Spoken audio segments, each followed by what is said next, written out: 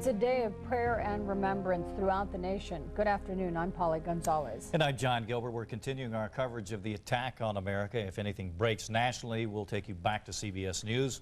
But first, an emotional service at the National Cathedral.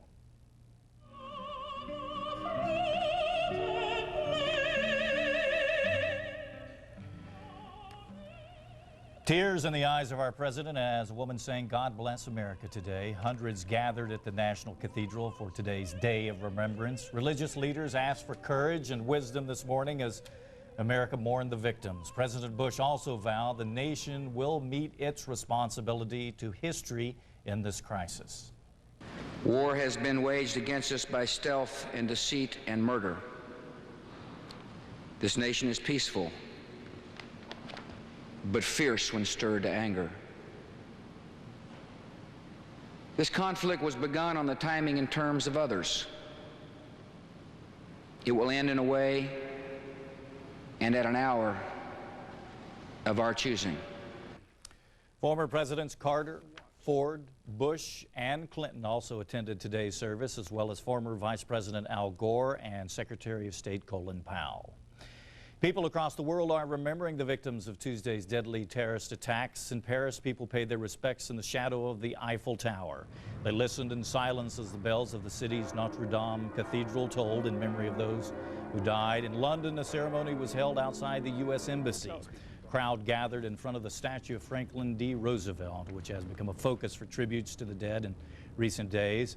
At Berlin's Reichstag building, the flag flew at half-staff while workers at the European Parliament in Strasbourg gathered to remember the dead. Valley residents are also turning to prayer today. Members of different religions are attending memorial services. Eyewitness News is live with Michael GEESER at a Jewish synagogue. Michael. John and Polly, good afternoon from congregation near Tamid. The Reformed Jewish Synagogue is holding a noon service today, which just got underway. And already this morning, several services have taken place around the valley. At 8 o'clock this morning, parishioners of St. Joseph, Husband of Mary Catholic Church attended a service. Today is the Feast of the Triumph of the Cross. And Father James Bevan told the congregation that those who believe in good will triumph. One member told us why he attended this morning. My wife and I moved from New York out here, and we had some people that were actually involved in the tragedy back east. A firefighter, a friend of ours that probably passed away. And so maybe this makes it a little easier to... Yes, it certainly makes it easier and more comforting to be around people that you believe are sharing in the same experience that you are. The pastor at the church told us events this week have been well attended, and leaders of other places of prayer expect large turnouts this weekend as well. And in about an hour, members of a Muslim mosque will also be holding a service that's set to take place about 1 p.m. Also at the Greater New Jerusalem Church, that's on D Street, prayers and services will be held all day from 9 a.m. to 6 p.m. as Valley residents take a day to reflect and mourn this national loss. Michael GEESER, Eyewitness News Live. Thanks, Michael. For a complete list of all the prayer services going on throughout the valley, you can log on to our website at KLAS-TV.com. There will be a special memorial today for a local woman killed in one of the terrorist attacks. Palo Verde High School teacher Barbara Edwards was on Flight 77 when it crashed into the Pentagon. Edwards was a German and French teacher at Palo Verde in Summerlin. Tonight, the school will have a special memorial ceremony during halftime at the home football game. More than 4,700 people are still missing from Tuesday's attacks in New York City and Washington. For an update list of survivors and victims, you can log on to our website at KLAS-TV.com. President Bush today is visiting the devastation at the World Trade Center. Meanwhile, the nasty weather in New York is slowing rescue efforts at the site. As Jane King reports, rescue crews are still holding out hope that they'll uncover survivors of Tuesday's terrorist attack. The rain is coming down very heavy in New York City, but that is not stopping the rescuers. They are continuing with their effort. They're in slickers right now, still searching for any survivors. Also in another area of New York, families wait to hear word on loved ones. Clutching to hope in photographs, hundreds line the sidewalk outside of the New York Armory. They're waiting to give authorities information, physical characteristics, dental records, anything that may help locate or identify friends and family. Even former President Bill Clinton consoled families. The people, bleary-eyed from worry and grief, told their stories. Everybody's in the same boat. Everybody is missing somebody they love. I don't know what else I can tell you, but I'm devastated. A memorial has been set up at Manhattan's Union Square. More than 4,000 people have been treated at area hospitals since Tuesday's attack. And the push toward normality was thwarted Thursday as police received 90 bomb threats by noon. New York Mayor Rudy Giuliani is urging calm and patience. Every effort is being made to try to recover as many people as possible. The situation for families who have people that are in question is horrendous. It is very, very difficult. Unfortunately, it's going to take a very long time to be able to get the information that they want. All 3 New York City airports are still closed after the FBI arrest late yesterday afternoon. In New York, I'm Jane King. Back to you. Searchers at the Pentagon recovered the black boxes from the jetliner that crashed into the U.S. military headquarters on Tuesday. The flight data recorder and the cockpit voice recorder were recovered overnight. Meanwhile, Nevada congressional members Jim Gibbons and Shelley Berkeley visited the Pentagon yesterday to look at the devastation. Gibbons says the first-hand view of the destruction made him more committed than ever to hunt down those responsible. Berkeley calls it devastating and inspirational at the same time. Well, things are far from normal at our nation's airports today, including here at McCarran. Eyewitness News is live with Jon Summers at McCarran for an update on the flight situation there. John? Well, John and Paul, I have to tell you, there's something a little bit more comforting about hearing the sound of airplanes taking off and landing here at McCarran. It has been happening quite a bit. We have a lot of new information to tell you that you're going to hear first here on Eyewitness News. So let's go ahead and show you. So far, as of yesterday, here are the total number of flight operations that took place at McCarran. This is, again, for Thursday, midnight to midnight. 348 total air operations for yesterday.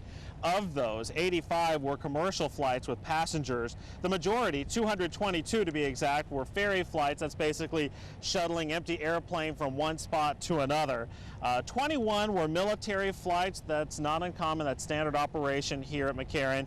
And 20 of those 348 flights were Metro helicopter operations. Now, typically, McCarran sees about 900 commercial departures per day. Remember, we're the 7th busiest airport in the country and the 11th busiest airport in the world. So we should see quite an increase from yesterday's numbers to today's, especially when you consider the 4 airlines that were not operating are operating today. But keep in mind, they're all operating on very modified and reduced schedules. Again, you want to make sure you do not come out to the airport unless you have a confirmation, unless you've called the airlines and they've confirmed there's a seat for you on a plane. Take a look at the airport from our camera on top of the stratosphere, and you can see traffic going into the airport. It's picking up quite a bit. It's not as bad as it has been at some of the other nation's other airports where they've actually seen gridlock, but we're seeing a lot more activity here at McCarran today. Remember, as far as getting to the airport, that short-term parking is closed. Your best alternatives for getting here: take a cab, take an airport shuttle, one possibly provided by a hotel if you're visiting us. You can also take a limo from those hotels. And remember that the CAT buses have 2 routes that come into McCarran International Airport.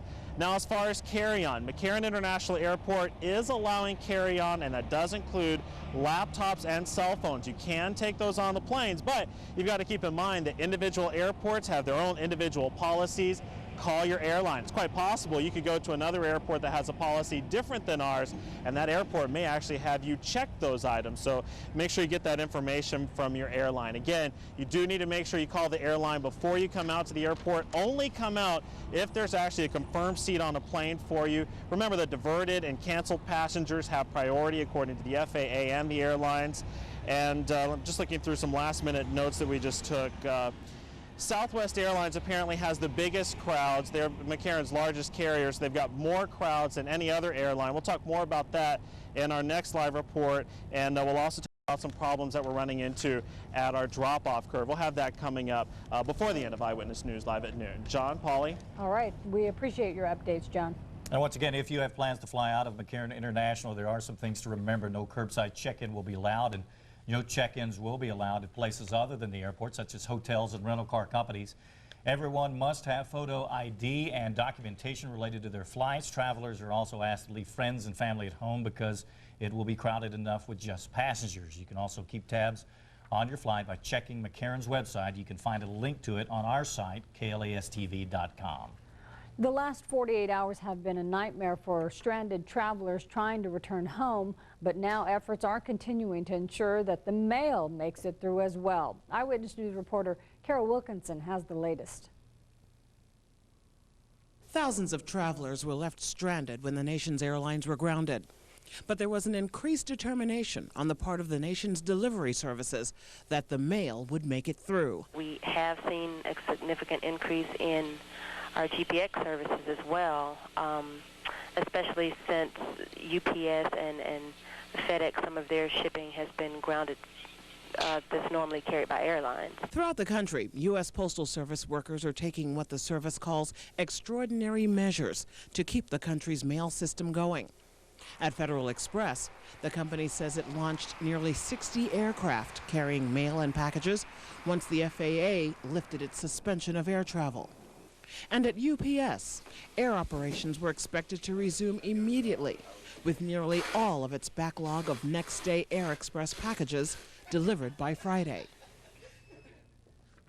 The U.S. Postal Service tells us that mail continues to be delivered and that post offices throughout the country are open. However, the only exceptions are the portions of New York most severely impacted by Tuesday's events.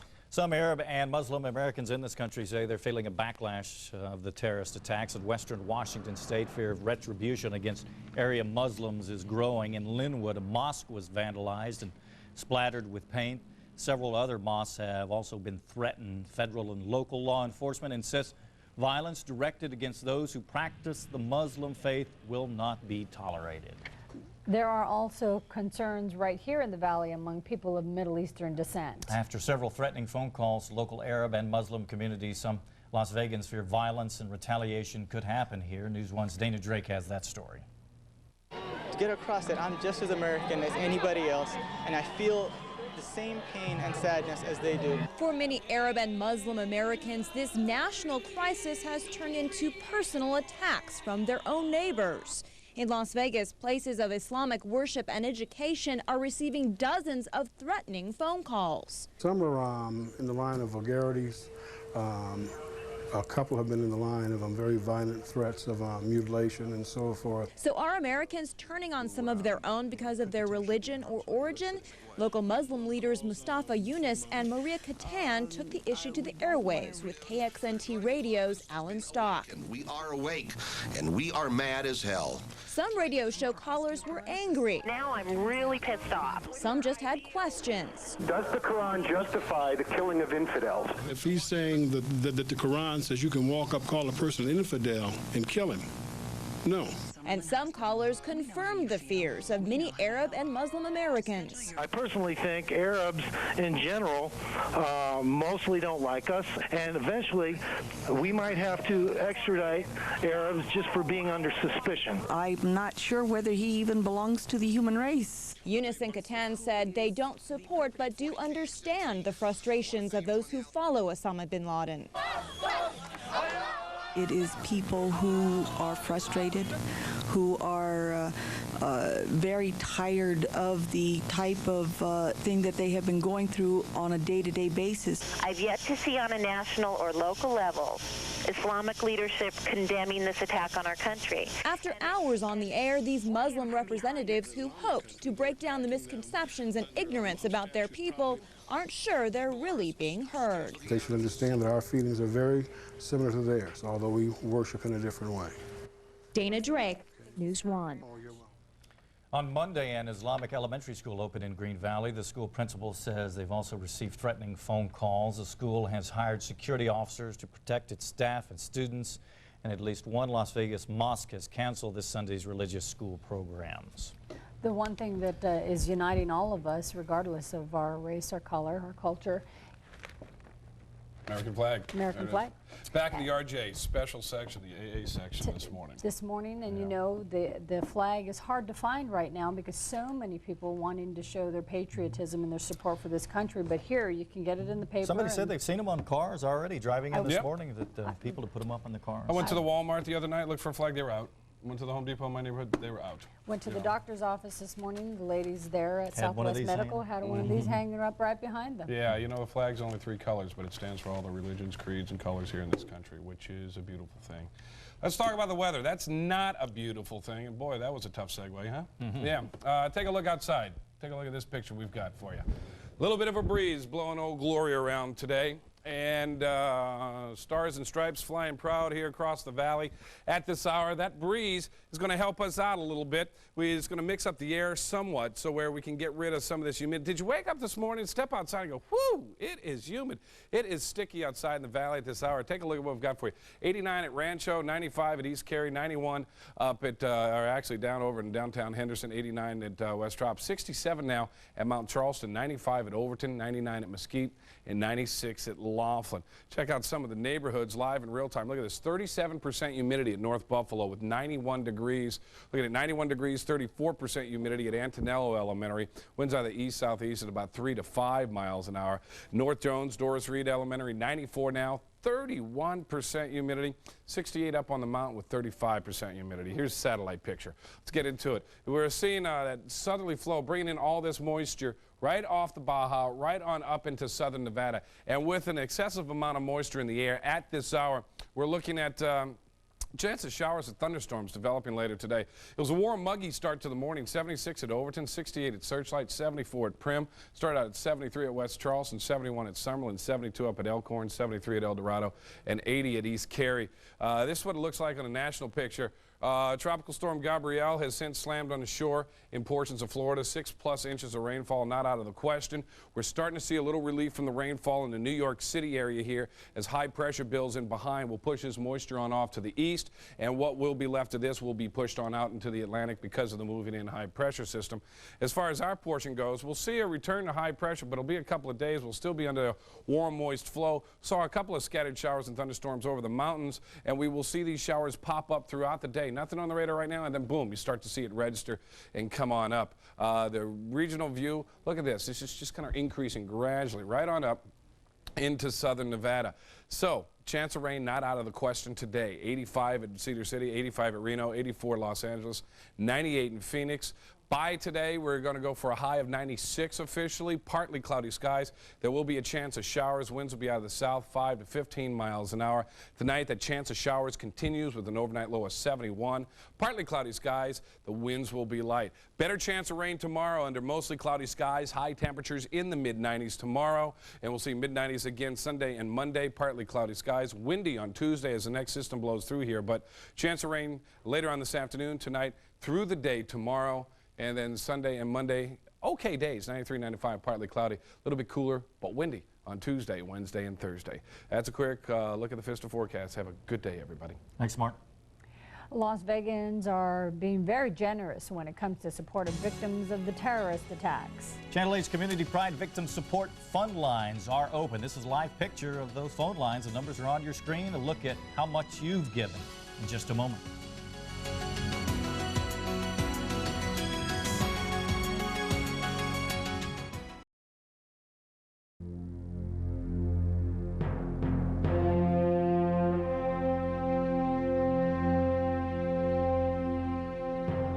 Las Vegas residents are showing their support for the victims of this week's attacks. Charlotte Evans is standing by live at our phone bank with more. Charlotte. Good afternoon, Polly and John. Once again, Las Vegans are showing their how generous they are, their generosity and their concern for your fellow man. Here at the phone bank, we are raising money for the American Red Cross Disaster Relief Fund.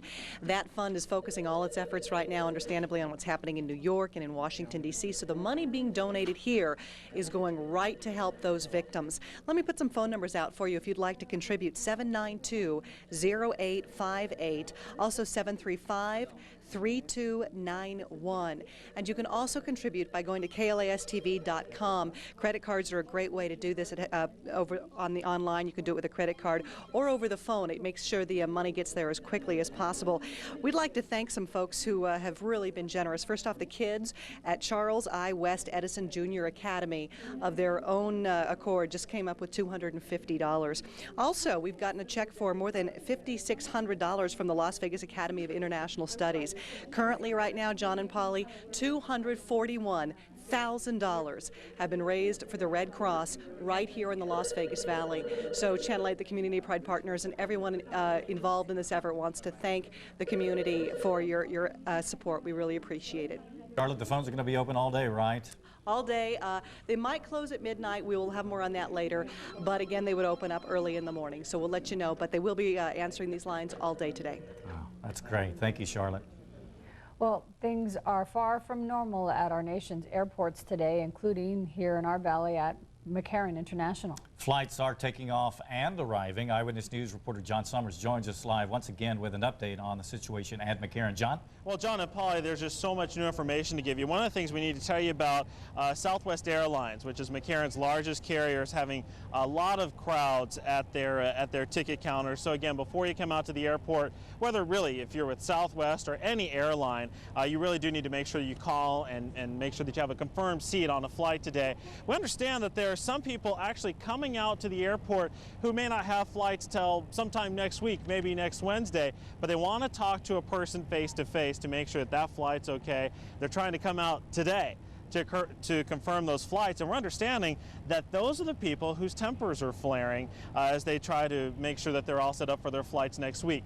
Don't do that. Remember that those passengers who have been diverted to Las Vegas and people who have been canceled on their flights during these past couple of days where there have been no flights taking off, they're the ones that have priority. Again, to confirm your reservation, you need to call your individual airline and not the airport. Something else to keep in mind, if you are dropping someone off at the airport, you may want to reconsider that. It's probably a better idea for them to go ahead and take a cab or a bus or some sort of a shuttle. We're running into a problem with the drop-off curve, according to the folks here at McCarran. They're saying that that drop-off curve is extremely congested. They say that pretty soon they're going to have to limit that curve to commercial vehicles only and restrict private vehicles from going there. They say that pretty soon what's going to end up happening is if you are going to drop off a passenger, you're going to have to take them to the long-term parking area. Remember that short-term parking is closed right now as part of the new FAA regulations. So pretty soon, if you're going to drop off a passenger, you'll have to take them to the long-term parking lot. So really the best bet is to go ahead and have that passenger take a shuttle bus or a cab or a limo or a hotel shuttle, something along those lines. As far as carry-on, if we can put that information up on your screen, McCarran is allowing carry-on luggage.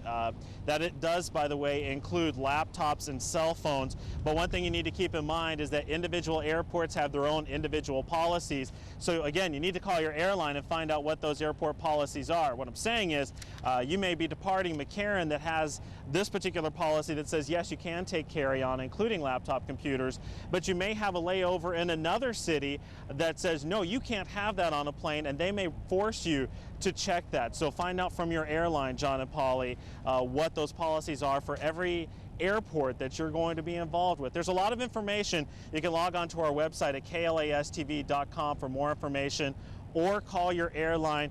You'll get most of your information from them. There's really no need for you to call McCarran. All good advice. Thank you, Jon Summers. Sure. Coming up, another look at this emotional week in New York City and Washington, D.C. We'll be back after this quick break.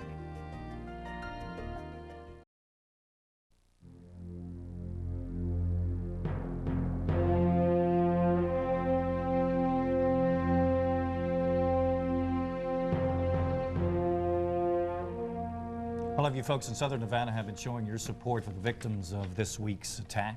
Casey Smith is standing by live at our phone bank with more on how you can help. Casey?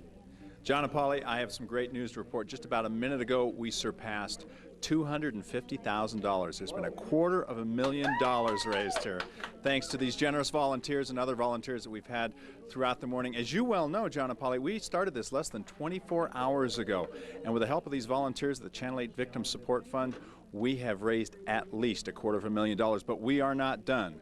We will be running this continuously until 11:30 tonight. We will go from 3 to 7 tomorrow, and we will also be going on Sunday. We just got $4,000 off the internet. It's keeping everybody strong here, and hopefully we'll get a lot more. John and Polly, fantastic the way Las Vegas has supported this cause. Thank you, Casey. man. Thanks to the folks out there who are calling in. Thank you, Casey. That's Eyewitness News Live at noon. We'll return to CBS News coverage of the attack on America in just a moment.